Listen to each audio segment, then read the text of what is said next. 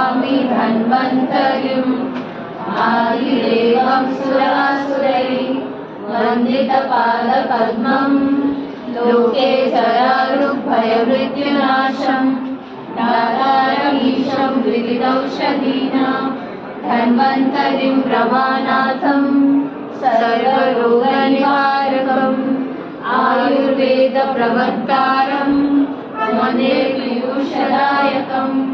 सर्वे जना सुखिनो भवन्तु, सर्वे सन्तु निरामया। ओम शांति शांति शांतिः। ओम श्री धन्वन्तरये नमः। ओम श्री धन्वन्तरये नमः।